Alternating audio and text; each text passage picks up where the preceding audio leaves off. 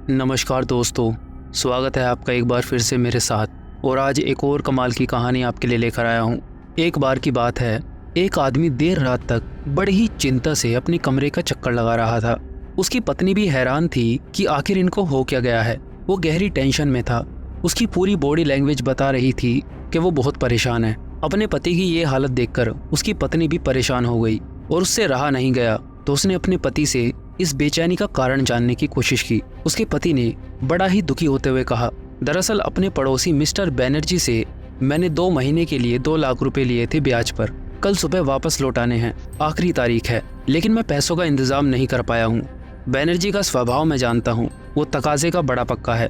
कल सुबह ही आ जाएगा मांगने के लिए और खड़ा हो जाएगा दरवाजे पर। समझ में नहीं आ रहा मैं क्या करूँ। ये सुनते ही एक पल के लिए उसकी पत्नी भी बहुत चिंता में आ गई, लेकिन वो थोड़े शांत स्वभाव की थी। चिंता उसे लंबे समय तक पकड़ नहीं पाती थी, तो उसने पूरी गंभीरता से अपने पति से पूछा, हुआ तो ये गलत ही है, लेकिन क्या वाकई तुम पैसे का इंतजाम नहीं कर सकते? पति बोला, हाँ नहीं कर सकता, तभी तो, वरना तुम तो जानती ही हो कि मुझे भी ये सब पसंद नहीं है।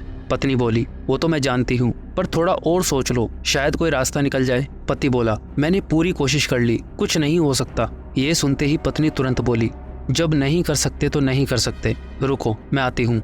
इतना कहते कहते वो घर से बाहर निकल गई और सीधा जा पहुंची बैनर्जी के दरवाजे पर। यूँ तो रात काफी हो चुकी थी, लेकिन उसे कोई फर्क नहीं पड़ रहा था। उसने तो समय का इंतजार किए बिना ही बैनर्जी के घर की घंटी बजा दी। दरवाजा बैनर्जी ने ही खोला। उसने सीधा उन्हें नमस्कार करते हुए पूछा, क्या मेरे पति ने आपसे 2 लाख रुपए लिए थे? बैनर्जी ने कहा, हाँ। पत्नी ने बड़ी गंभीरता से पूछा, क्या कल पैसे वापस लौटाने की आखिरी तारीख है? बैनर्जी ने कहा, हाँ। पत्नी ने कहा, लेकिन मेरे पति पैसे का इंतजाम नहीं कर पाए हैं, तो आपको 2-3 महीने का और इंतजार करना पड़ेगा। बस इतना कहकर वो घर वापस लौट आई।